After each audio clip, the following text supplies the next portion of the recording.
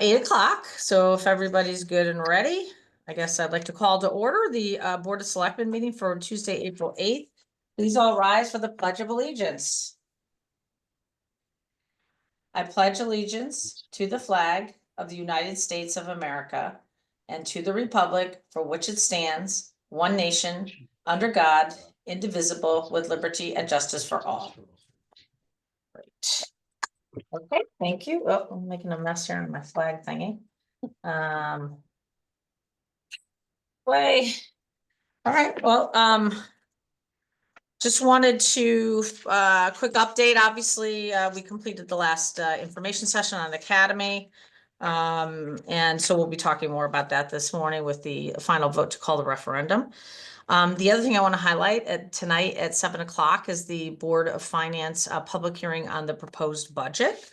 And just to, obviously, remind the public that the vote is on May 6th. Once the Board of Finance does a final vote after the budget public hearing, this goes to referendum as well. And so May 6th will have 3 questions. The first 2 will be related to the town and school budgets, and the third will be academy. Want to just highlight, I think, what a responsible budget that the town and the schools, which every year I think they're responsible, but I do think particularly this year, overall, the town and school budgets are showing a 2.59% increase. The Board of Education budget is growing at 1.87%. And the town budget is growing at 3.92%. Just want to highlight the operational budget for the town is around 2.5%. But obviously, as we're starting to see some of the debt service roll on from the Madison School Renewal Plan, we're seeing a jump in debt service, but we've been planning for that and we're offsetting in other ways. So the overall town budget, which reflects all the debt service for both the town and schools, is going up 3.9%. So just want to highlight that I think both town and school have put together very modest operational budgets, both around 2.5%, despite the inflation that we've been seeing. Encourage everybody to get out and vote on Tuesday for both budgets. And then obviously Academy, encourage everybody to vote yes, but moving forward after our vote today, the town will not be doing any advocacy at all, just showing informational materials only on the projects going forward. So those are my comments for this morning, and I'll turn it over to board members. Just one point of clarification. After we take formal action on the referendum as a board, we're not going to say anything, but as individual taxpayers outside of this setting, should somebody ask us, we're free to express our opinions. Absolutely. You can do advocacy all you want. You just cannot use town resources. So a town email address, the town website, the town Facebook page. But you can continue to use anything that's personal for you outside of, town resources. And that goes for me as well. And that includes letters to the editor, and any kind of activities, for the project as an individual. A reminder, can we share or point to town materials? Meaning, I know like there's a website out there right now where it houses all of the information, whether it be the information session presentations or other things. Can we point to that, on social media? Yeah, you can point to it, but we'll be this afternoon going through and removing for this referendum any kind of what's considered advocacy. So, for example, the presentation last night, some would argue the reasons why we want a community center. This is all stuff that we've heard from the public. That's kind of considered advocacy. So those will be, and we did this last time in 2022. We went through and pulled out the advocacy kind of related things, but all the factual things will remain the same. The tax impact, the budget, the history of the project, those are just fact-based things. The other thing that will be available is called the explanatory text. And this is basically a summary of the project. And I like the prospectus, that will be available starting tomorrow morning. And we'll be voting on authorizing the town clerk to issue this. you've all seen a draft, and we'll talk more about that, but that will be available on the website. And the town can print out copies of that and have it available at the library, the senior center, and in the town clerk's office. And we did that for the first referendum as well. So that type of information is available. Obviously people can go onto YouTube. Those are, under Madison Cable Access to watch the information sessions. That's no longer a town resource. That's a separate group. They've taken, which they do for all our meetings, and they put them on a separate YouTube page for people to watch. And you can go back and even watch, I think, the 2022 ones. But they're still on there somewhere. So, any other questions or comments, I guess, board members, liaison updates? I just have a couple quick things. For planning and zoning, they just hosted this past week their second public forum on housing. And so we had a few attendees for that up at Brown. And we had some members of affordable housing committees from neighboring towns come and talk about some things that are going on in their town to promote variety in housing. So there was some really interesting information that came from that. And the Planning and Zoning Commission is planning to host another session sometime in June. So more to come on that.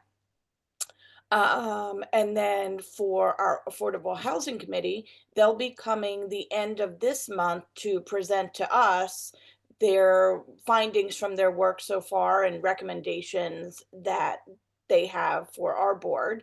That'll be at our April 28th meeting, I believe it is. And then I know this was in Peggy's email, I believe, the newsletter this past week, but just a reminder that our Bike Pedestrian Committee has a survey out online right now, just to gauge folks' thoughts, opinions, interest as they put together their bike walk master plan. And they will also be holding a public input session the end of this month on April 29th at Scranton Library. So if anybody wants to participate in that, mark your calendars. Okay, great. Any other board member updates? No? Okay. All right, well, good. Moving on then, I guess any citizens comments this morning? Do we have any hands raised for citizens comments? You do not. Okay. All right, there's an opportunity at the end of the meeting. Moving on to item number 6, I'd like to make a motion to approve the consent agenda as presented. Moved. So moved. Okay, any comments, questions? I just maybe want to highlight Green Up Cleanup Day, which is April 26th, which is always get a great community initiative to get things cleaned up. So please get your groups together on that. We look forward to getting, usually it ends up pouring rain, but somehow still a lot gets done. So with that, all in favor, say aye. Aye. Aye. Okay, consent agenda passes. Item number 7. Discuss and take action on setting the referendum date on the town and education budgets for Tuesday, May 6, 2025, pending approval of requested funding amounts from the Board of Finance. Moved. Second. Okay, this is basically just a procedural thing that we as the Board of Selectmen needs to call these referendums. And so, and we obviously want to get things rolling first thing tomorrow morning in terms of ballots and things like that. So tonight, the Board of Finance will finalize what, the funding amounts that are going to be on the ballot. Any further comments or questions? No? Okay, all in favor, say aye. Aye. Aye. All right, item number 8. Discuss and take action to approve a resolution to call a special town meeting and referendum vote with respect to a supplemental appropriation for the Academy Community Center project, and to approve the warning of a special town meeting to be held on Tuesday, April 22nd, 2025, and a referendum vote to be held on Tuesday, May 6, 2025, regarding the supplemental appropriation for the Academy Community Center project. Moved. So moved. Second. Okay, so this is basically just formality. We approved a resolution already in our last meeting of what we were voting on. And part of that resolution is just restating again, and it actually lists the question. So I will just read the question so everybody's clear on what this is, what's going to actually appear on the ballot. This question is a summary really of this long resolution. So the public can see that long resolution on the website. But the question is, shall the town of Madison increase the total appropriation to renovate the Academy School into a community center and municipal building to $24 million by authorizing a supplemental appropriation of $8,100,000 to be paid for by grants and donations? And that was kind of agreed that I know this is a tough one to write. It's a complicated thing to ask the public to do. So if people are confused, I get that, but we had to, from a legal standpoint, ensure that we're accurately portraying what we're doing here, which I think I talked about this last night at the information session. The town had approved two things when it voted in 2022. It had approved the town bonding for up to $15.9 million and spending up to $15.9 million. Now what we're doing is approving spending more than $15.9 million. We're approving spending $24 million, but that difference between 15.9 and 24 is going to be funded by grants and donations. So that's kind of what this is trying to capture. Any questions or comments on the resolution or the question? No? All right. Well, with that, then all in favor, say aye. Aye. Okay, great. So moving on to that, item number Does this mean 9. we officially can't talk about it anymore? Yeah, we're allowed to talk. We can't advocate a position on the referendum question. Item number 9 is discuss and take action to approve the postcard regarding the budget and academy referendum. And I think you've all seen multiple drafts of this. I think this is another one that's tricky because you don't want to advocate. We can't send out like a vote yes or vote no. We can only send out a, hey, you need to go vote. And I think what's different this year is this is falling on the budget referendum ballot. So we wanted to make that clear on this postcard. And I think we accomplished that. So people understand that there's an additional question that you don't normally see on the Tuesday ballot in May for the budget.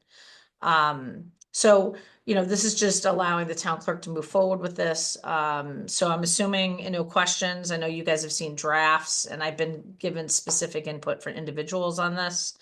I think it does a great job just highlighting that this is something new. I learned that this will be coming on yellow card stock. So just so the public is aware, Fancy. they didn't have white in stock, I guess. And obviously we need to get these printed. So it's going to get printed tomorrow. But it'll stand out, right, in your mail. So that's even better. So people might have, take notice of this. But Any maybe additional questions? we could just take a moment and explain who's going to be receiving these cards, and also talk a little bit about the deadline for the absentee ballots. They'll be available next week, hopefully. But do we know the deadline for having them submitted? Well, I think the deadline is like any kind of election where you can turn them in to the Dropbox up to 8 o'clock on May 6th, election day, 8 o'clock PM. So obviously they need to be received by the town clerk. So if you mail it, you need to make sure that you account for enough time to mail it. If you can't mail it, you can deliver it even up to 8 o'clock on May 6th. I know that kind of sounds funny because the whole point of absentee ballots is you can't be here, but there's different reasons why people might not be able to make it to the polls. Right. And who's going to be receiving these postcards? My understanding is all taxpayers and registered voters in Madison. And will they be mailed to the same address that the tax bill is mailed to? I'm assuming so. That's a good question. I mean, I can try to see if we get Nancy on here. I don't know if she's on. He's not on. Can you maybe reach out to her and just see if she could join us, and maybe we could come back to some of those questions towards the end? I mean, I don't think it prohibits us from approving this, and then maybe we've got some time at the end and we could have her answer some of your specific questions. No, absolutely. I just think Yeah. it's an important call out. It's an important Yeah. call out that people understand how it's working. I completely agree. I just don't recall the specifics of this.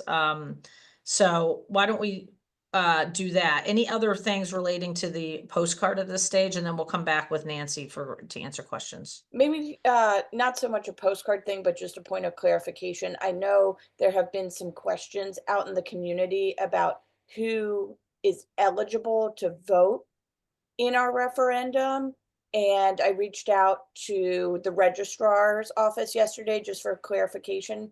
And so just so it's on the record, I was told that anybody that is a registered voter who votes in our regular general elections and that sort of thing, as well as those that have a tax liability to the town greater than $1,000. So if you are registered to vote elsewhere, but you have property in Madison, you're eligible to vote in the referendum. And then all of our regular town residents, full-time residents that are registered to vote are also eligible to vote in the referendum. So just wanted to put that out there on the record because I know questions have been floating around.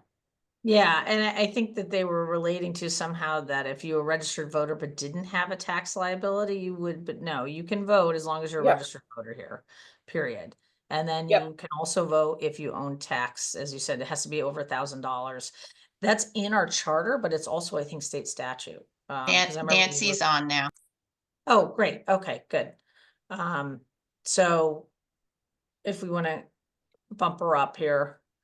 Should we vote on this postcard thing first and put that behind us? Sure. Did we finish that yet? Sure. I don't think we actually even motioned, did we? Yeah, we did, because it's in the agenda item. So all in favor of approving the postcard, say No, aye. no one motioned it. So Oh. I thought we. No, I thought we did. No. Okay. All right. So moved. Second. Okay. All in favor, say aye. Aye. Aye. Okay, great. All right, Nancy, we just approved the postcard, but Bruce had some specifics about who it's getting mailed to and the timeline for absentee ballots, and I just figured it's better you Okay. answer those questions, so. Yeah. Where it's getting mailed to, I think was the other Yeah. question. Yeah. Yeah. Yeah, good morning. Actually, that all came up yesterday when we were speaking to Quality that's going to be actually mailing it out.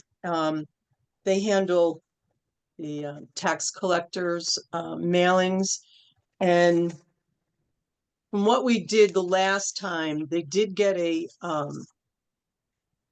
voter registration list. They did that, and they also, I believe at that time, compared it to residential homes. And the way that after I spoke to the assessor yesterday, they have things, Quality has things broken down by residential, commercial, which is mixed use. They also have use assessment, which are farms, and then there's apartments. But like an apartment, it only goes to one person. So we were thinking the way that they had us quoted from the last time is it's a voter registration list. And I think they combined it with the residential to see if there were any additional addresses. So it wasn't a duplication.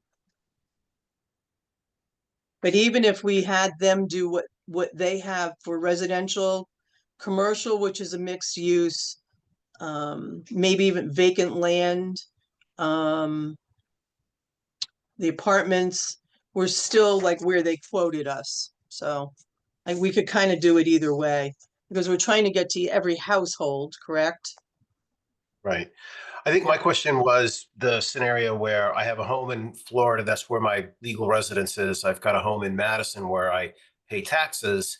Is the notice getting mailed to Florida where my tax bill presumably gets mailed, or to the Madison home? If we do the voter registration list and have them compare it to the residential, they're going to be coming up with the people that have other addresses. So if somebody owns property here, they have their tax bill sent to another location. So I think it should be the mix. In fact, they're going to call me this morning to go over that. That's So that it would go to the address that the tax bill goes to. right. Okay. I'm pretty sure that's how it had all worked when we did this before. Yeah, And, My recollection is the same. yeah, I think for anybody paying attention, the good faith effort to reach those people who aren't currently in Madison is being made. right. That's So the that's, point. yeah, so that's why we thought, if we're using their list, because they're gonna have those other addresses. Mhm. And then we would have it also sent to, or if we don't use the voter registration list, we don't really have to use that, because if we were sending it to every household and we send it to where it's addressed, I think it would say taxpayer or voter. It goes to every household, Right. you One, know. one final question, because I know this gets people sometimes.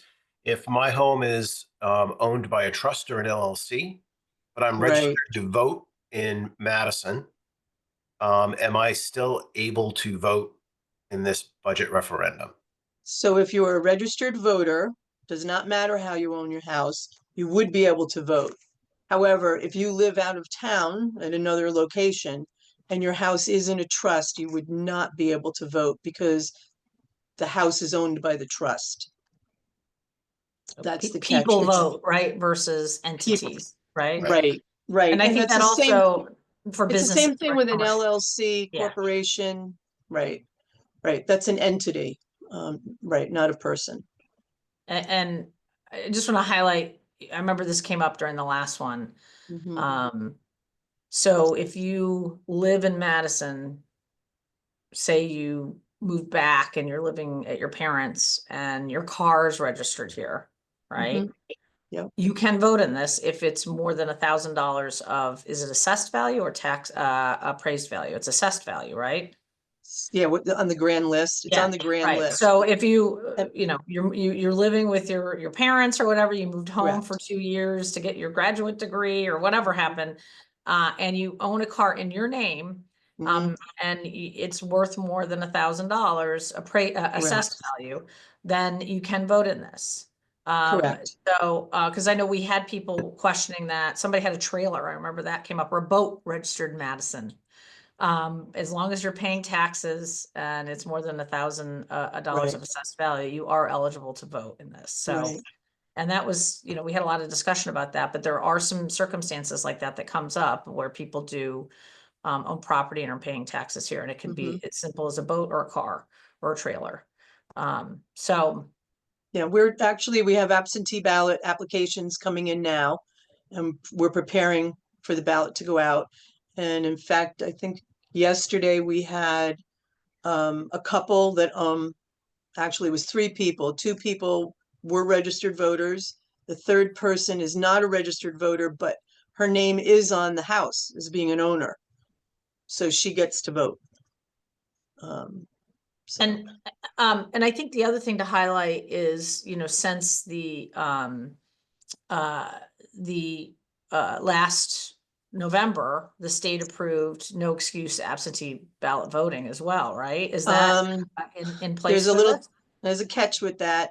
It's Okay. approved, but it's not implemented yet. So what does that mean? You still have, there's excuses on there. You still have to have one of those reasons to vote by absentee. Right, it's not in place yet. When does it go into place? When is it in place? We don't have an answer on that yet.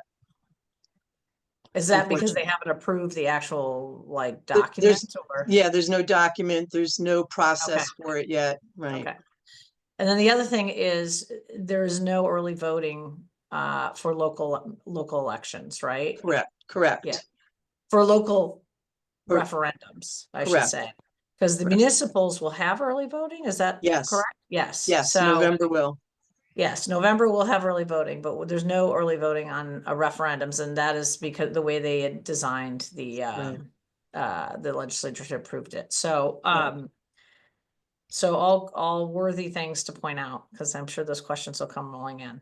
And if there's a primary this August, there would also be early voting, but usually we don't have one, a primary for municipal, but will be prepared. Okay. And then our polling locations are the same as they've always been, at the Polson Middle Correct. School and at Brown. So nothing's changed there. And we will be using new voting machines. So I think Yes, we it's will. important to maybe spend a second on that. Okay. So the registrars of voters were trained. In fact, we held local training with some other towns here in Madison. The company is ES&S. They're out of where are they out of? I think it's Idaho, and they were here training. I sat in on most of it. It's very different. The voter will see that it's different. The main thing for voters, as they're putting their ballot in the tabulator, there's going to be a screen in front of them, and they'll actually stand for a second and they'll watch to see that it was accepted. If a person has undervoted or overvoted on a specific office, it will actually come up on the screen. It's sort of holding the ballot without dumping it into all the way down. It's kind of in limbo. It will actually come up on the screen and say you have overvoted, and it'll give the office of what was overvoted or undervoted. And then it'll have two buttons so that the person can then decide, do they want the ballot back to correct that, or do they just want to push it through? So they'll be able to tap the screen and decide to pull the ballot back, and then they'll know which offices to look at and correct, or if they just want their ballot to go through. So, but in terms of the ballot itself, though, it's still going to be the fill in the dot, right? We haven't moved Yes. to a whole nother system. So it'll be the same familiar way. It'll look the same, right? It'll Right. be circling in the bubble. It's just the Yep. readers that will be So- changing. Right, the tabulator as they're putting Yeah. their ballot in. Yeah, and the ballots actually all are now on white paper.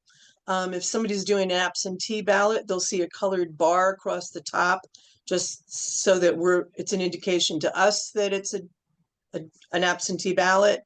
The tabulators only read white paper, so it'll have coding on there so we know which district it is, or by how we're separating. So it'll all be on a white sheet, and they'll go in. But the biggest change is when they actually get there to put their ballot in the tabulator, they will see a change, on the screen. Okay. Any other questions for Nancy? She's a great resource, so I encourage the public to call our office if you have any questions. Yeah. But we're fortunate to have such an experienced town clerk. Thank you. And also, just that this is not our first rodeo on referendums, right? We've had a few in the last 5 years. So, with that, then I guess thank you, Nancy, for answering all our questions. Of course, and yeah, always here. If anybody has a question, we encourage the calls.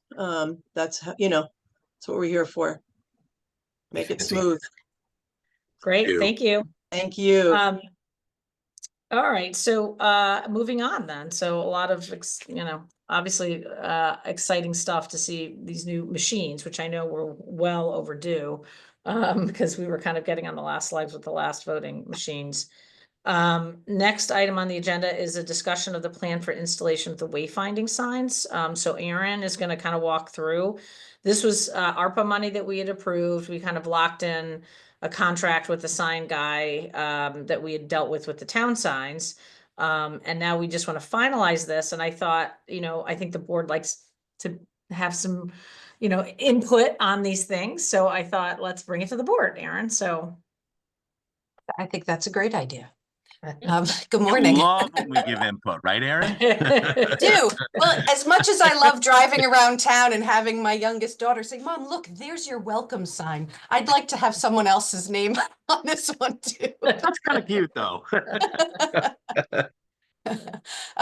So as Peggy said, we did receive a second round of ARPA to replace some of our major wayfinding signs. So we did 10 welcome signs at which we called the gateway signs at the east and west ends of Boston Post Road, east and west ends of Route 80. And we had let's see, we had all of our exits on 95, both north and south, and then we had at our northernmost entry on 79 up in North Madison, a welcome sign. We are going through, the second piece of that was illuminating those signs, and we're working on some solar powered signs currently to get state approval for those. So hopefully that will come soon. Is that what Yeah. Guilford's doing, Aaron? Is that what they ended up doing? The They are, solar? their signs are Yeah. also solar lit, yes. Yeah, good. So our signs, we went ahead and ordered materials late last year to lock in with some pricing, and our sign contractor, I'm just going to screen share this. He began fabricating some signs to at least the shape of the sign and the color to basically coordinate with our welcome signs. We are doing 4 signs, 4 major signs. This is the general design. These, the wording, all of the lettering is vinyl and has not been finalized. And so that's some of the information that I'm looking to get from the board and perhaps EDC, if you feel that's appropriate, to get them involved on what we should be highlighting. Some of the signs, as we come up with a lot of locations to highlight, they're starting to look very busy. And so ideally, we would like 3, maximum 4 locations to put on a sign. And so my other question is, do you like having the seal on the sign and the town name? All of this is flexible, as I said. The only thing that is fixed currently is this shape and the color blue. And this is the same basically color and everything scheme that's in the welcome signs, just to highlight that. Yes, trying to be the welcome consistent. sign is a slightly different shape than these. They had a little more on the bottom end. But this is generally what we're looking at. The locations for these signs, the first one is on the Hammonasset connector as you're heading south towards Hammonasset State Park. There's an existing wayfinding sign there that is in disrepair. And so that's one sign that's going to be replaced. The second is on Route 79 as you approach, heading south as you approach the Post Road, where Guilford Savings Bank is on your right-hand side. There was a wayfinding sign there as well that we're looking to replace. That one needs to slightly be relocated because of the sidewalk project, but in that general area, we were looking to replace.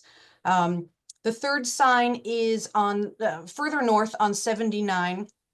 As you're traveling south where you're at the flashing light at the Pines, there's an existing sign there on the right side that kind of directs folks either to Horse Pond Road or further south on 79. And the other location is the circle. And so I'm going to show you what I was thinking. North Madison Circle. The North Madison Circle. And as you know, I'll just use our GIS currently.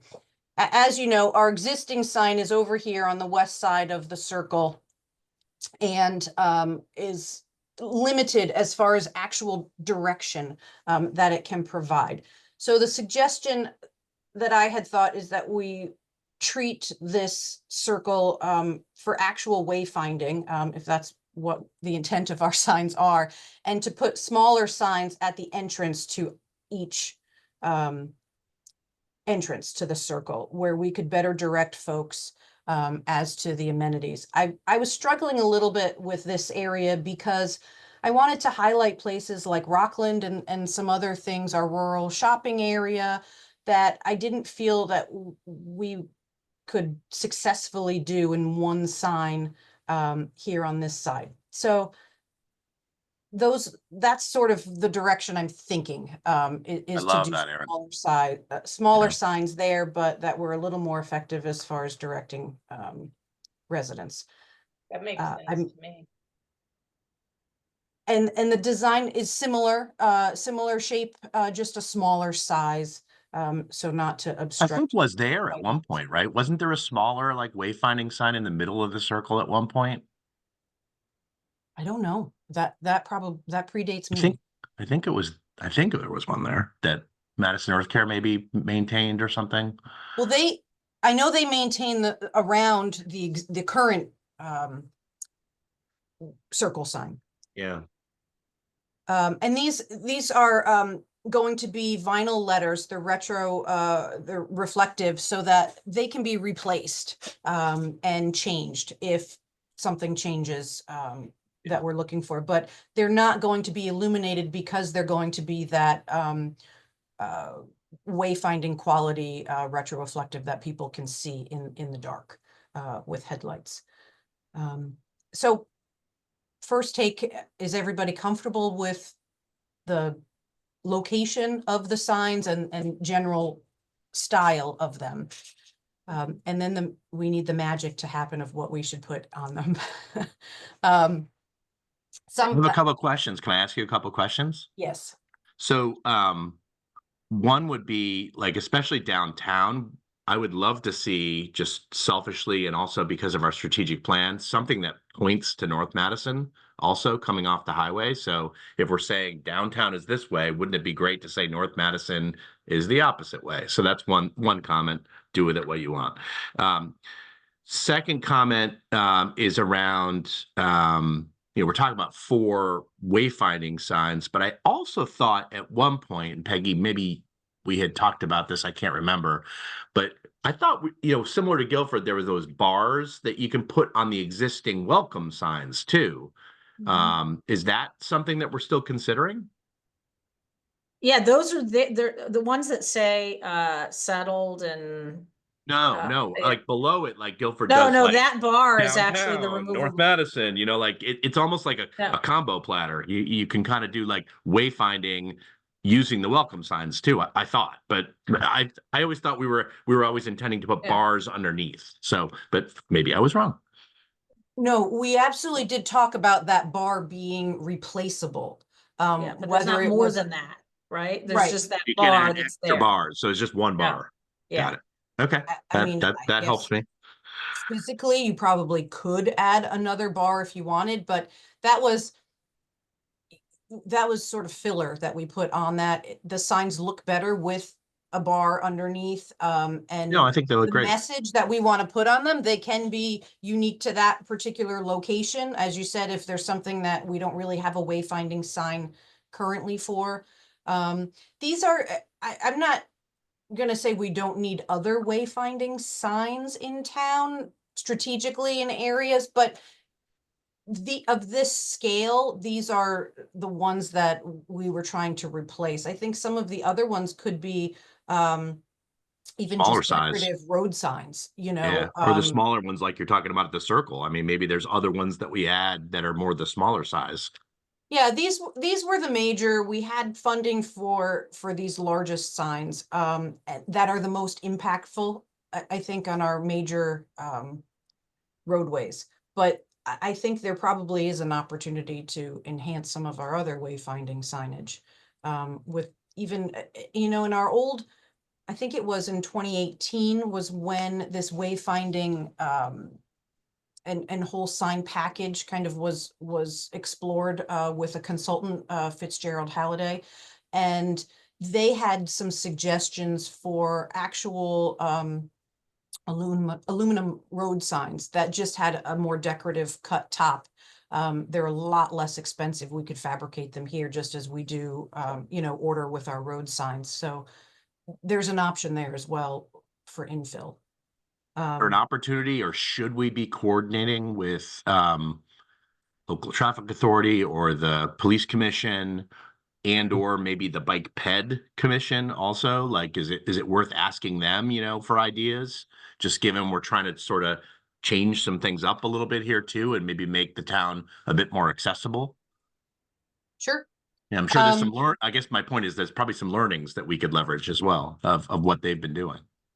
So I'm thinking like from a process standpoint, just to, Aaron, I think has probably like put together her recommendations for each of the signs. 90% I there. think- Yeah. Yeah, and I would, and maybe run it by the bike ped committee, get their thoughts, and then EDC, I would argue, could be kind of the final arbitrator of what should be on the signs.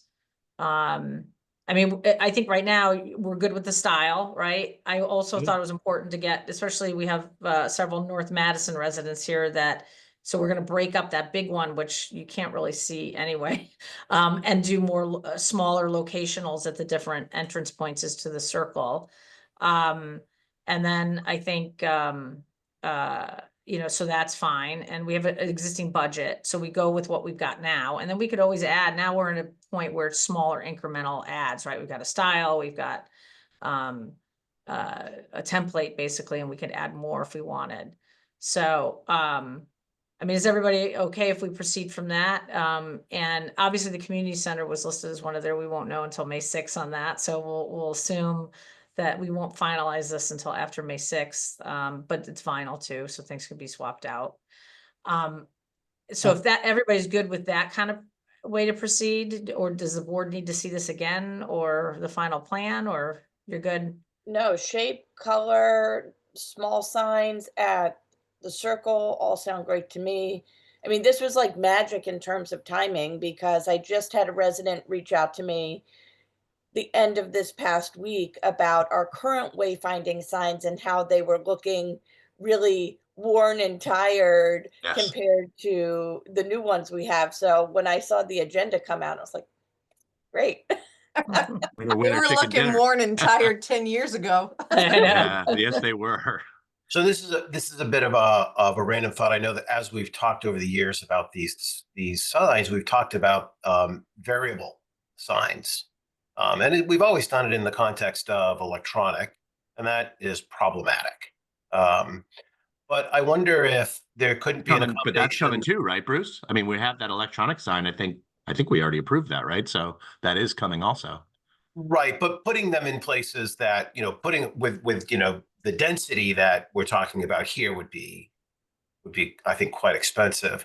But I wonder if these bigger wooden signs couldn't be built out with some variability in mind, a panel space that maybe is magnetic, that a seasonal thing could be put up. So around the 4th of July, it could, you know, be, and I'm talking about 2 or 3 of these signs that wouldn't be a burden on Public Works to go out and swap out, and they could slap up sort of the holiday direction wayfinding stuff. And so I'm thinking about an insert routed out that would have magnets in it. We would have a Or we sign could- pre-made, you know, parade parking this way, or 4th of July fireworks parking this way, or, you know, something like that. I mean, you could add the old school is the little hooks on the bottom, right? You know, and then you can kind of add a hanging thing on the bottom at times that we could add. That way, this is the same design and they could just put holes in it and we could have fabricated some little. Yeah, I think the takeaway I'm trying to make is that Yeah. if we could, at this point, start to bake in some variability planning, Mhm. it might increase the utility of these signs. That's a good, I like that suggestion, Bruce. These signs are actually where the writing is, they're aluminum, but not, it's not gonna necessarily help us from a magnetics. Yeah. But let me talk to John and see if John Miller at Autographics, and see if he has any suggestions on how that could be a little more flexible. Yeah, I see what you mean as far as having, because we had talked about even the, you know, the large traffic sign that emergency management puts out sometimes for voting or those directionals. There was even question of, you know, up at the circle, if Hammonasset is closed, is there a way to let folks know up at that level when that happens versus bringing them all the way down, you know, and having to reroute them. So we'll see what options might exist for that. I have a North question Madison at the about circle too. funding. Oh, sorry, go ahead, Al. These days, I think it's important for us to ask, are these grant funds currently in hand, or are these funds that we have to go back to the federal government and ask for reimbursement? And is that an issue with ARPA funds? No, this is money we were given upfront, all the ARPA funding. So, and then this was approved within the December 31st, 2024 deadline. So we have actually, that's why we have that, we can't change the materials. You know, we have a contract with the sign maker. So it's just the design element that we're finalizing. So our budget is set and the materials have been purchased. So.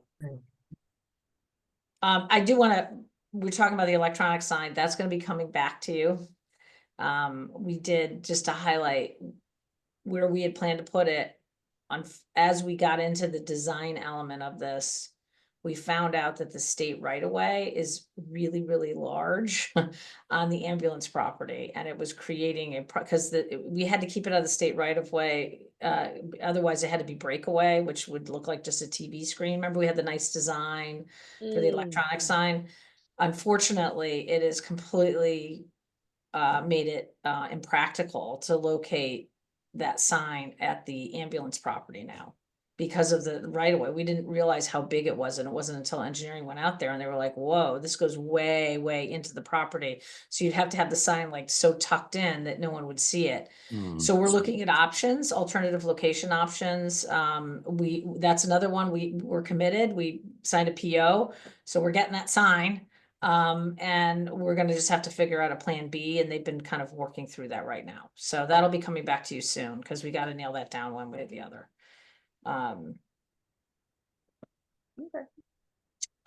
So I think, I think Bruce, a great idea. So Aaron can kind of get some more information on that. And then I think we'll just leave it to you to go to the two committees, Bike Ped and EDC, to kind of finalize the final plan. Okay. Thank you. Just one more question. I'm being a North Madison guy again. Sorry, but super advocate, right? So in the circle signs, are we pointing to like Killingworth is this way, Guilford is this way, Durham is this way? Is that sort of another part of it? And then also I was thinking Chatfield Hollow is something that Madison residents use a ton. Is that something we can point to as well? Sure, you can. I think that you're welcome to give me some suggestions. Being a seasoned North Madison resident. Work on that committee. How's that? Yeah.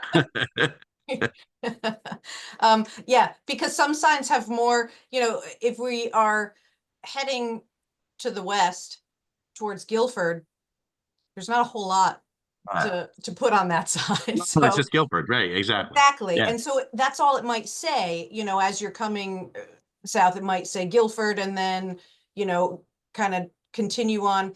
The language we're trying to figure is, should it be second right, like we're getting navigational Interesting. Yeah. or should we be doing a circle?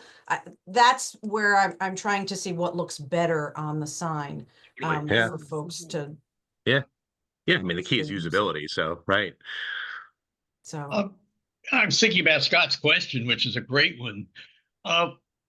So, how much influence do we have on the Department of Transportation for certain kinds of directional signage, like the town of Killingworth is this way? In other words, wouldn't that be something the state would want to provide signage on rather than asking the town? Yes, the state does. I mean, these are both state roads, and so we have to get encroachment permits and permission. These are new locations for signs, so this is all subject to DOT approval, sight lines, as well as materials and breakaway, as you mentioned regarding the other sign. So we'll have to work with them on that. It's a different category than their true road signs. The state does provide actual road signs and on their highways, but these are more of informational from a town, so they're not going to get too much into, from my understanding, the wording that's on our sign. They're really looking at how is it fabricated, where is it located, and are you going to maintain it? So that it's not a problem to them or anybody who may hit it. Okay, great. All So, right. Thanks, Aaron. So Thank thank you. you. It'll be nice I'm to see next those also, I come think, up. so. Be nice to get this up before the summer season, you know. That's the goal, Yeah. yes. So And we should be able to do that.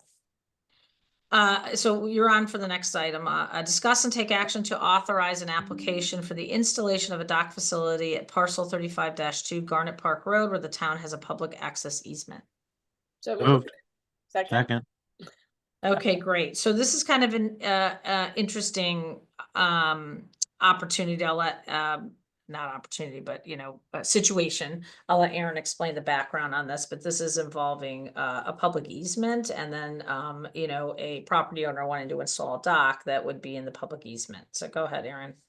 Yes, this is kind of interesting. It's a nice little surprise, actually. As part of the Founders Crossing subdivision, which is Governor's Way off of Garnet Park Road, there were some smaller parcels on the west side of Garnet Park that abut Bailey Creek. And they were sold off to a couple of properties. They weren't building lots. In this particular case, and I can bring up the map so you can see it. I tried to include some of this in my memo to you ahead of time, so it wasn't all new. Boston Post Road is here to the north, Garnet Park as we're traveling south. Here's Governor's Way. This particular property is this tiny little piece here, right on the creek. It is owned by Mr. and Mrs. Moranti, who live here on the corner of Governor's and Garnet Park. They are began working with CLA, which I believe the applicant is here tonight, this morning, to answer any questions that you may have. Maybe Bob Russo or Keith Moranti here. So they're in the process of designing a dock. It's basically a rampway down. The property does slope down. They're looking to do a pervious walkway, a pervious patio, and floating dock, a permanent dock and a floating dock for basically kayak use. And in going through the process for permitting through the state with DEEP, it was brought to their attention that there is an easement across the property for public access, and it is granted to the town of Madison, which I am assuming, based on the timing and the fact that the developer did that, it was associated with the development, perhaps adding coastal access because this was located in a coastal zone, and it was a residential subdivision. And this was a way to find this development consistent with the Coastal Act. Regardless, state does want, because the town is an easement holder, the town's ability to authorize Mr. Moranti to make this application. So in doing so, our understanding in reading through the easement language is that if these amenities are built on the property, they would need to be made accessible to the general public. And because of the topography of the site and how small the area is, it doesn't lend itself to any parking spaces. So this can't be a destination for folks elsewhere in town. Really, it really would serve as a neighborhood kind of pocket park for folks if they want to wheel their kayaks or carry their kayaks over and launch on the property. So Mr. Moranti and I'm sorry, Mrs. and Mr. Moranti, there's Keith now, have decided that they would be willing to allow this area for public access. And so I think that's a great opportunity for us in the neighborhood, and do support that because of its consistency with the Coastal Act. They will need to complete their state permitting process. And then because some of the work does occur landward of the coastal jurisdiction line, there is a local permitting process through the Planning and Zoning Commission as well. But this really is the opportunity to give the Morantis the ability to take that next step and complete the state permit process. Typically, we wait from a local perspective. We'll wait till they work through all the state to see if there's changes made to the plan before we go through the local process. So that's where So we are. Aaron, if you could just remind me in terms of, so the board, we kind of put on here, authorize an application. That's Yes, because it's in a town easement, right? So we're kind of correct. approving, okay, As an easement holder, yeah, the state yeah. is looking for the town to Right. acknowledge that we know about the application and that we support it. Yeah, okay. At least And allow I know them. we have the property owner here, so welcome to our meeting, Keith. And obviously, I think this is like a nice amenity to be added to that neighborhood. And any questions, or if you want to make a few comments on your plans, that would be great. Well, thank you so much for having me. And it's been an unusable piece of land that's been neglected because the former developer owned that property, never has taken care of it, and there's been the way it's laid out, there's no access to the water, to the river for kayaks, and so it's just never been used for even prior to us living at this location. And so when it was presented to me that there was this little piece of land, I'm like, I would love it. And so we took that opportunity. We said our neighborhood has always wanted an ability to get there, to be able to utilize that river, and there's no access way to there. So we wanted to hopefully give our neighborhood an opportunity to be able to use that waterway. Awesome. Really nice. Yeah, Aaron, when that's, I was reviewing this, I couldn't come up with any reasons why we wouldn't allow this. Is there anything that concerns you about the project? No, I Myself? agree with you. Oh, I think it's a Aaron? great opportunity. Sorry, Keith. Yeah. There's nothing that prevents me from wanting. I've long admired the dedication of kayakers to get to the water. Is there any likelihood that folks from outside the neighborhood might want to park their cars on Governor's Way and carry their kayaks down to this wonderful access point? And would that be an issue in the Governor's Way neighborhood? I think we kind of talked about this a little bit, at least Bob and I did. I don't see this as a real destination point. The town does provide, we do have a kayak launch already on the east end of town, and some other opportunities for boat launching. I just don't think most people will even know this is here. I think it really will just serve as a little neighborhood park. Murphy jet ski backs in, nope, it's fine. Just make sure you do it at high tide, Scott.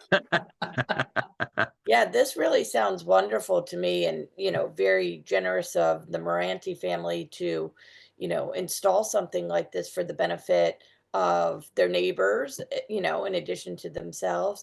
I guess my only question is there anything that will be noted in, I guess, kind of like the deed for perpetuity, that should the property change ownership, that any future owners are aware of this arrangement?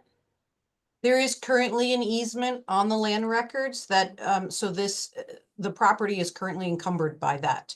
Okay. And that runs with the land.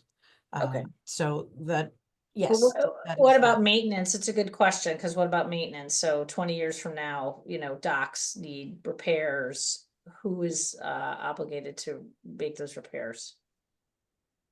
It's the property owner who is Okay. proposing this language. I'm happy to have a call with Carrie just to double check if, as far as improvements on the property, there are no restrictions in the easement that say you can't have any structures or anything like that. I think overall the intent was that this was a public access easement Right. over the property, so it seems natural to Yeah. progress in this sense. I can see the Planning and Zoning Commission wanting some type of appropriate signage there, maybe something small that gives some boundaries as far as the property that would help protect Keith as well, as far as after hours use or things like that.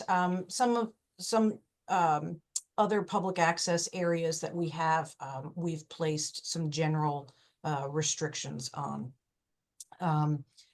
So I can, Aaron, Yeah, I'm sorry, are there any liability issues that we need to be concerned about?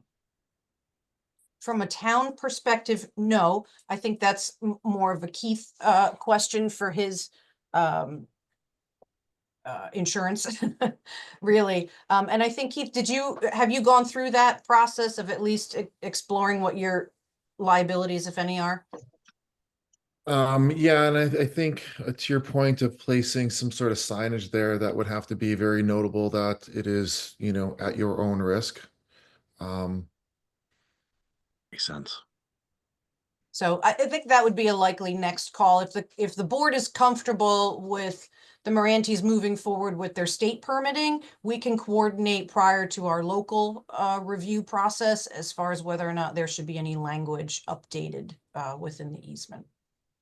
To Will know. there be any like racks like we have at some of the other beaches, like to store kayaks? Is that something that would be put there so that people aren't schlepping their kayaks down the road, or is it just bring them for use?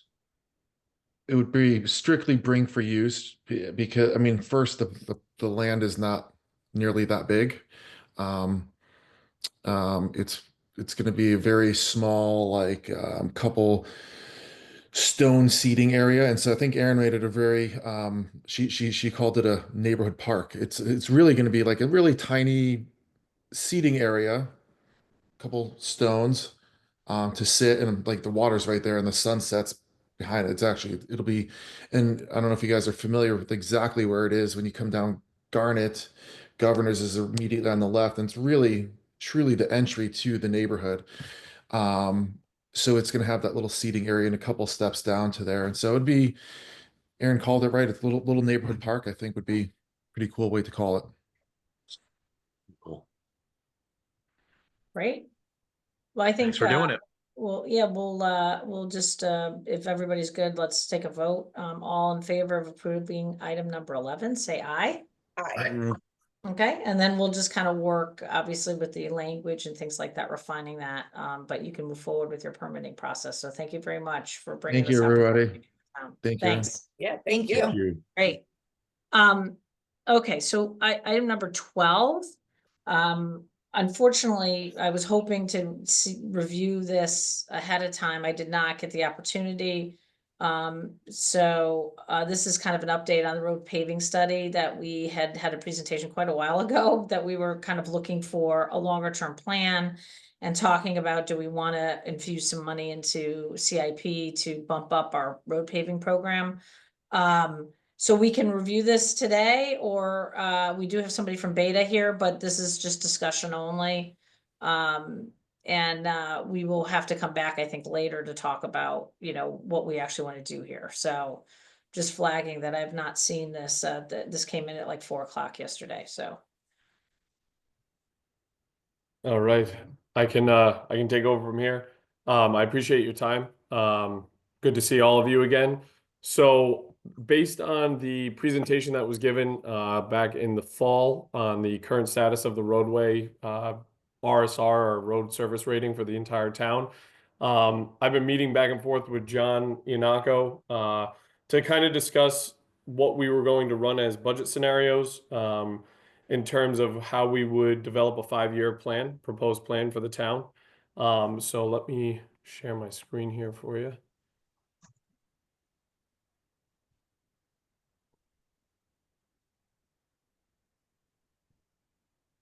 Not sure if I'm seeing the ability to share here. There we go. All right. Are you all able to see my screen? Yep, we got it. Okay, so let me actually start with the map itself. So this kind of gives you a quick breakout of what we've proposed.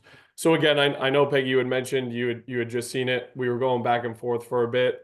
We've been waiting on numbers from different vendors and contractors in the area, and based on certain types of treatments, to kind of know what their final pricing was going to be for this coming year. And that kind of allowed us to then be able to go ahead and start to project this out a little bit more.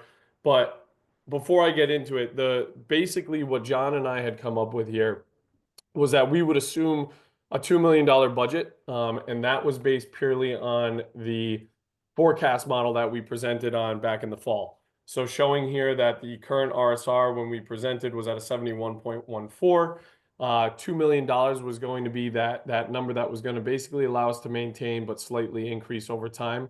So we decided to stick with that $2 million number. I know you guys haven't voted specifically on anything in terms of what the capital will be for the road program, but just to give you an idea of what could be done with the capital planning, we based it off of that $2 million number. So we looked at it for FY 25, 26, 26, 27, 27, 28, 28, 29, and 29, 30. So we've broken it out over the course of the 5 So, years. can I just interrupt Yeah. you? So we talk about a $2 million number. Are you saying every year we would spend $2 million? Correct. That's Every not like year an infusion of $2 million. It's Correct. Every year for every year, $2 million being spent to pave roads. Right. And what is our current budget again? Just remind I us. believe John had said it was anywhere between like 1.2 to 1.3 million a year. Okay. Yeah. Okay. So with that being said, we were able to kind of come up with a process. Now, year one of the plan, which is highlighted in these red roads here, and I'll zoom into the map just to make it easier to see. So year one of the plan is really focused down here in the southern part of the town. That is due to the fact that in talking with John, there's some roads that were lingering still that he knew he needed to get to. So we kind of looked at it from a standpoint of still playing catch up.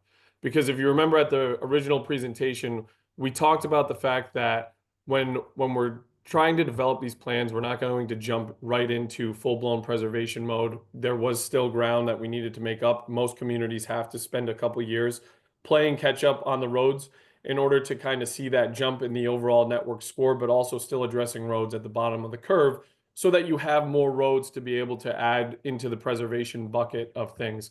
Preservation, again, refers to more of like your rubber chip seal candidates, thin overlays, ultra thin bonded wearing courses, stress attenuating membrane interlayers, things of that nature, as well as crack sealing, fog sealing. So year one of the plan really looks to try to just address a lot of the roads that are at the bottom of the curve, but based on the cost benefit value analysis that we ran for the town.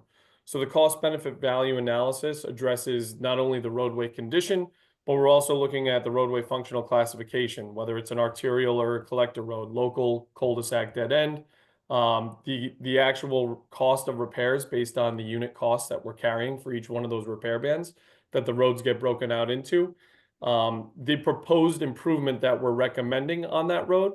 So that will weight heavily as to the prioritization of those roads in the cost benefit value analysis. And then along with the geographic proximity to different projects. So we're trying to keep projects closer in any given year, just due to the fact that we don't want to uptick mobilization fees, things like that for the town where you're having to have vendors jump all over town. We try to locate it and concentrate it year to year, but spreading that 5-year plan across the entirety of the network so that we're showing a balance across the entire town itself. But then we're also looking at total square yards. So Beta runs a weighted model. So that means that the longer, wider roads in town are going to carry more weight to them because they're more square yards. The way that we're looking at pavement management, the way that most programs will look at pavement management is that the more square yards we can do in a single year and treat in a single year, the better the score is going to perform over that given year. You'll see an increase in the score. That being said, like I've just said a couple times here, we still want to address roads at the bottom of the curve year to year. We're not looking to only attack roads that are in preventative maintenance or routine maintenance. We still want to chip away at those roads at the bottom.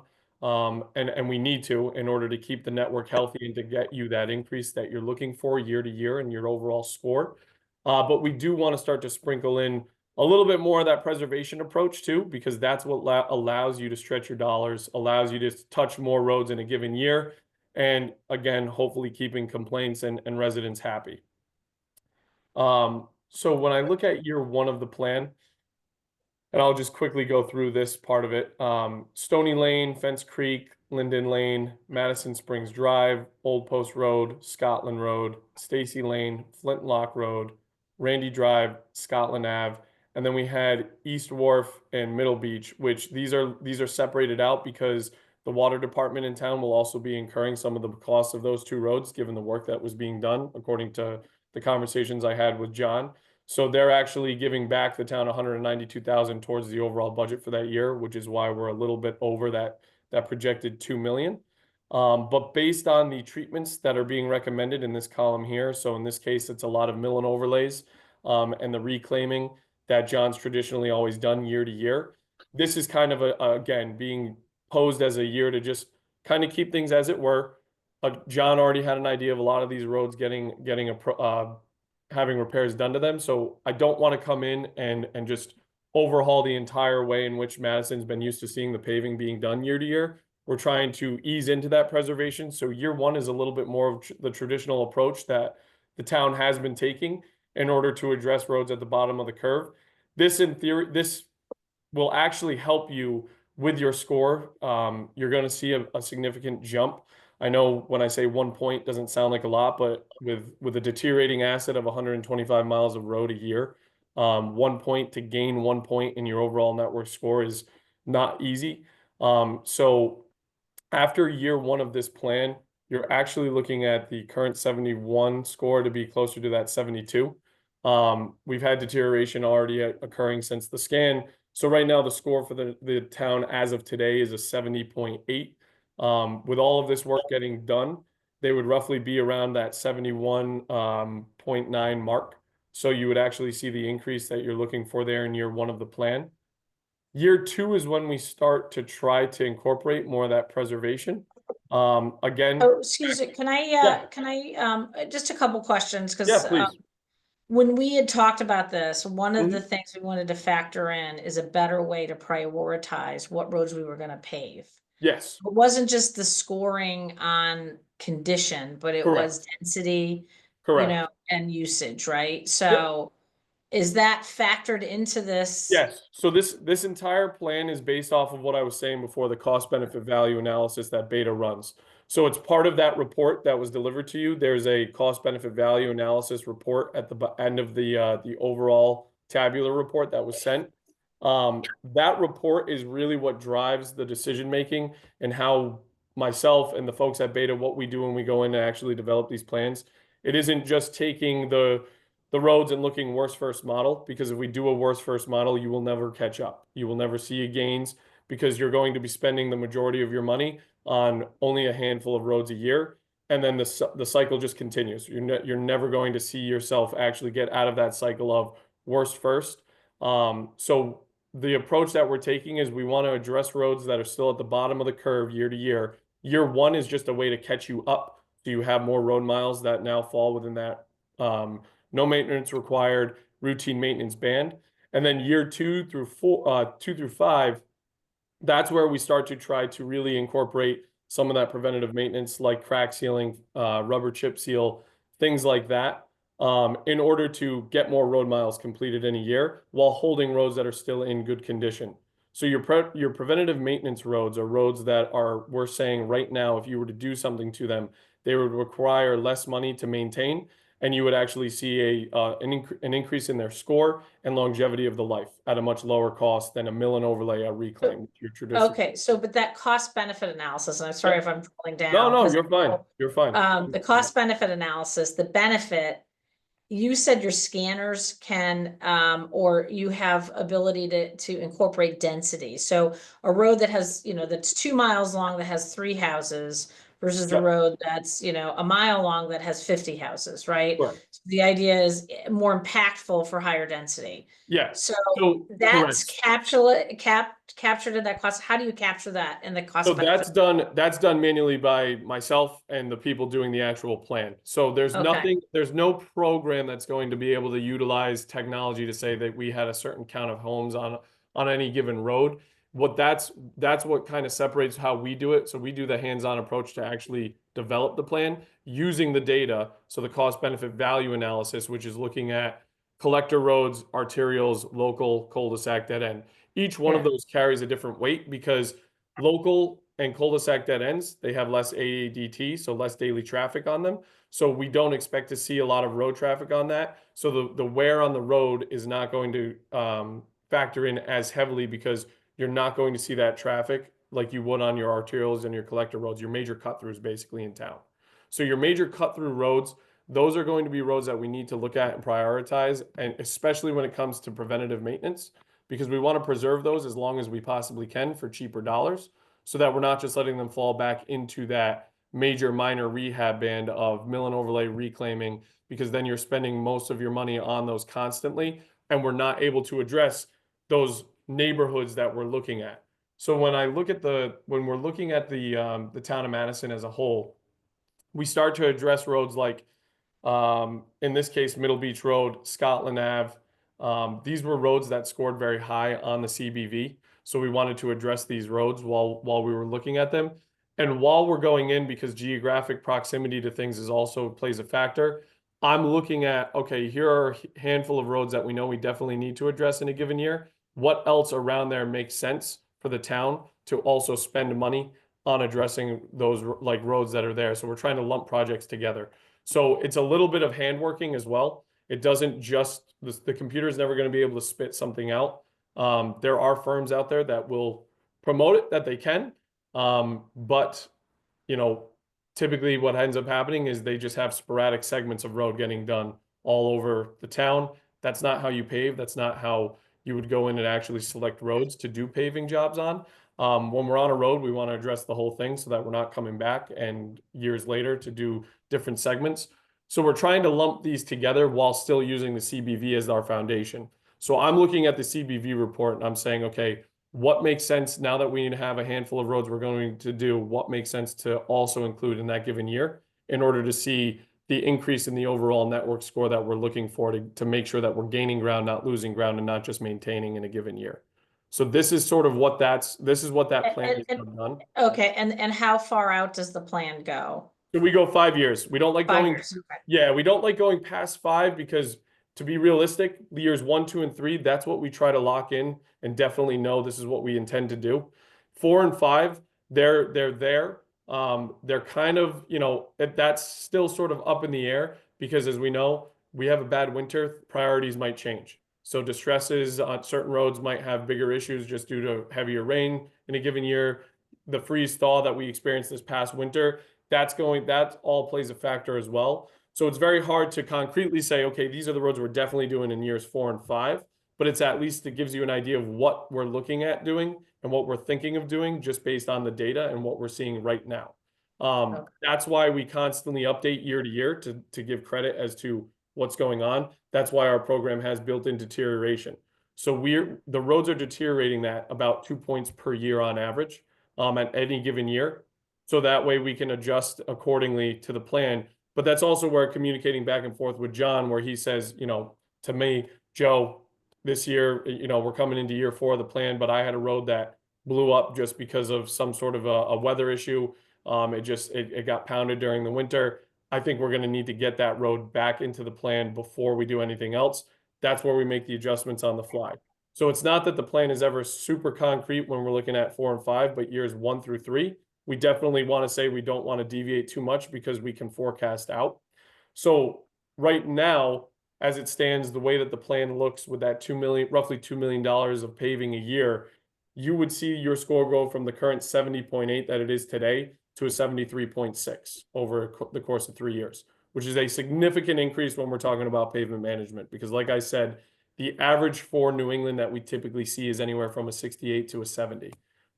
So to gain 3.5 points roughly in a year or in a 3-year period is a significant amount. It means you're trending in the right direction. It means we're taking road miles, we're moving them up the deterioration curve for pavement, moving them into that routine, no maintenance and preventative maintenance band, so we can continue to maintain them at a much cheaper cost while still chipping away at the bottom of the curve. So one thing I do want to point out too was I did take a look at the history of how Madison was paving previous, and I talked to John about this at the end of last week just to kind of give him the heads up too. So we go all the way back to 2014 from the first time we did pavement management for the town. So we have the history from 2014 all the way to 2024. So we have the 11 years of history. As of today, from 2014 to now, Madison has addressed 51 miles of its 125-mile network. So about 40% of the network, which is pretty good, but it's taken about 11 years to do that.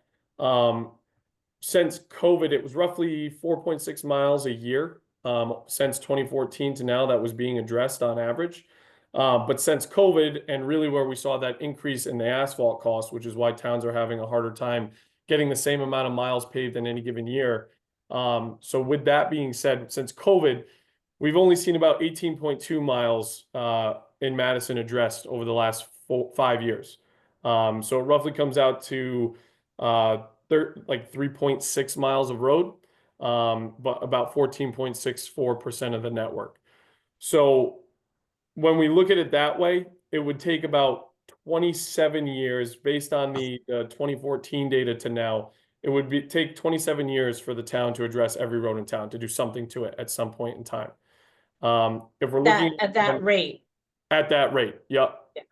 So if we're looking at it from COVID to now, because the costs have not come back down, after COVID happened, 2020, with the rates and the inflation rates, with the 14.6% of the network that's been done since 2020, or 18.2 miles, if that trend continues for the town, it's going to take you 34 years just to address every road mile in town at that rate. And again, we don't know if costs are going to continue to go up as we go through it. Asphalt, for whatever reason, continues to become more expensive, even though quality, there's the argument that the quality is nowhere near what it used to be. But that's just due to the emulsion costs. Liquid asphalt as a whole is just seeing an increase in cost year to year. We've been starting to see it sort of level out over the last couple. It's been able to kind of maintain, but based on the numbers that I've just received in the last 2 weeks from a lot of the paving vendors that we work with in order to kind of keep an accurate idea of what costs are, we're seeing an increase again.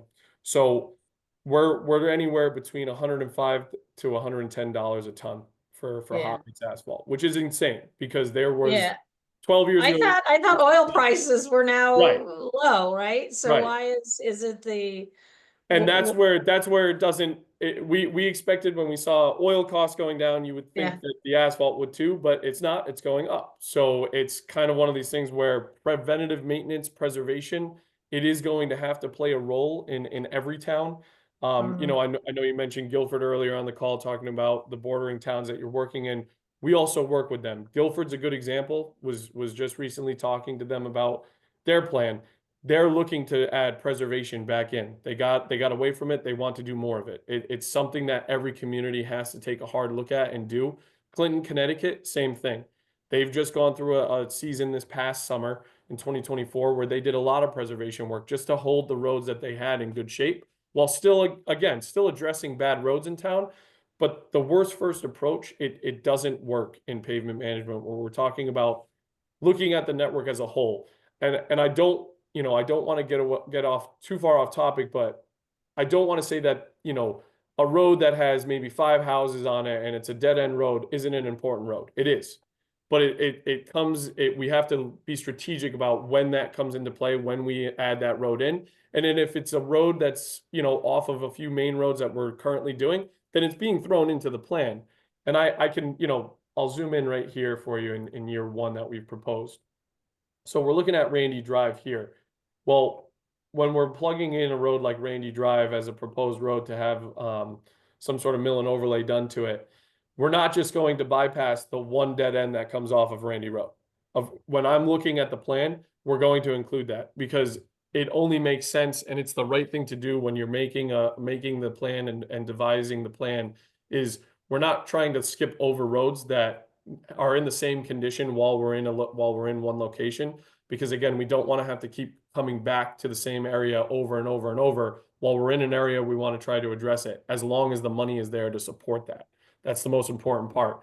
At the end of the day, we could promote this as much as we want, but once you have a defined budget, then we can really start to fine tune the plan and focus on the roads that we need.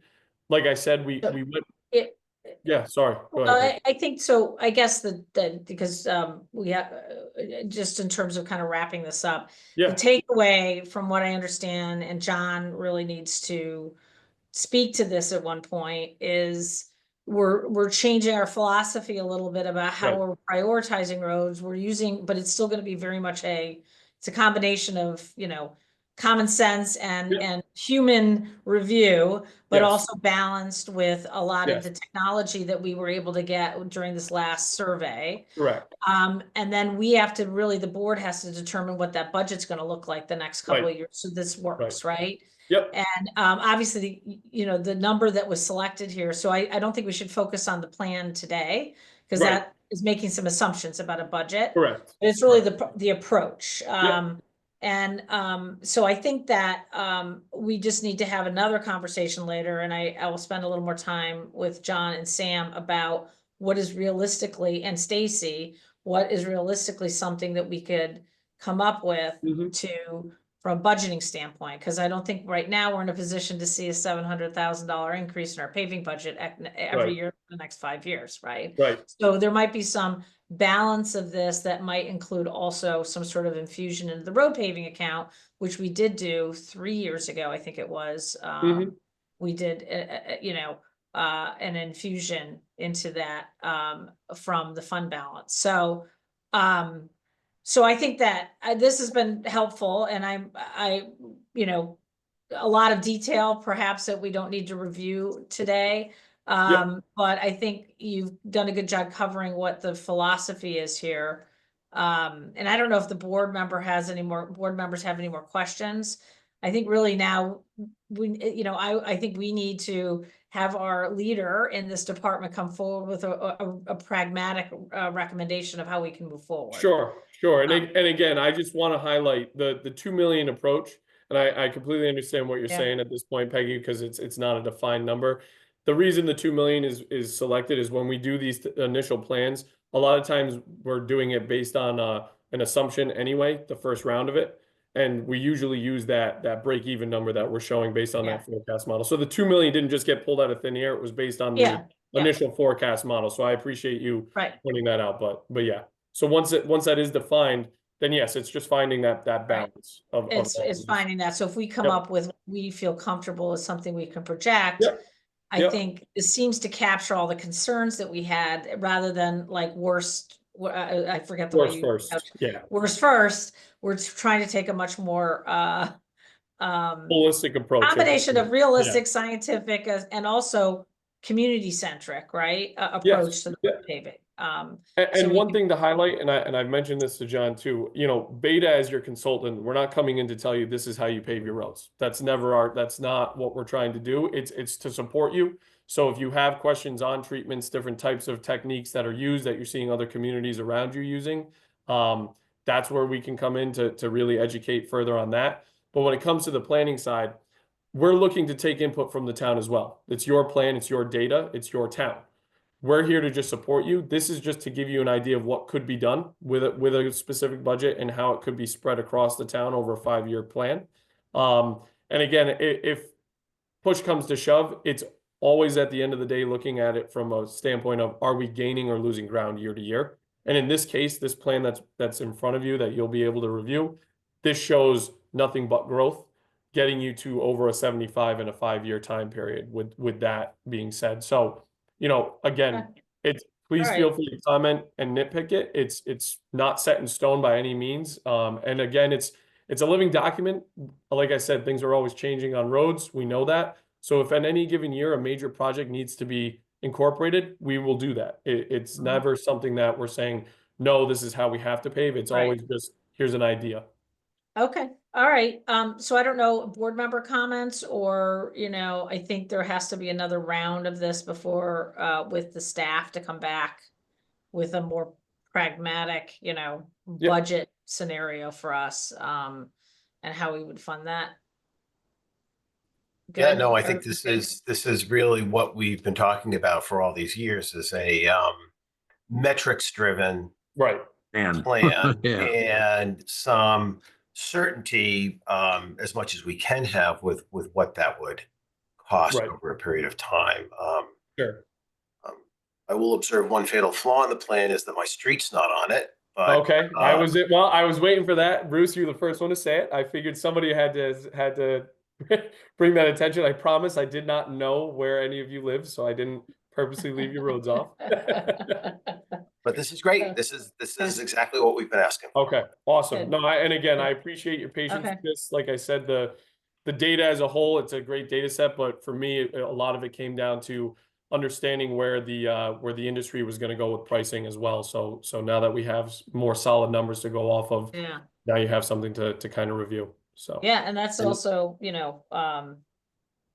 that's also something that we can't forecast necessarily in this world. Correct. As right? much So as we'll we do our try, best. Yeah, yeah, we set up a plan and have a target, and then we'll Yep. have to modify as we go along. So, Sure. so I think this will come back, and this will obviously involve a discussion with the Board of Yeah. Finance as well. Yep. At one point, and I think internally we need to sit down and kind of work what we think is deliverable. So I'll take the lead on that with John and with Stacy to figure Okay. this out, what our recommendations would be in terms of any type of capital planning along with just budgeting, Yep. that we. Understood. And just, hey, John, thank you. I mean, we've been asking for this for a long time, and you listened to us, and you really have brought Yeah. us Yeah. what we've asked for. No, So it's been a pleasure working with you guys. The town, I'll say it again, Scrog has been nothing but a good resource too for a lot of you, for a lot of the towns. We're doing a lot more in the area, so Beta is very appreciative of the opportunities to continue to work in the Scrog region. So appreciate it. Okay, great. Well, thank you. So this will be coming back again. And with that, I guess we can move on to our citizens' comments. Jeannie, do we have any hands raised? This is a time for public comment at the end of the meeting. I don't know if we have a lot on for this at this point. No hands raised. Those hands raised. Okay, great. Well, I guess with that, if I hear no objection, we can adjourn the meeting. Thank you, guys. Have a great day. Bye-bye. Bye.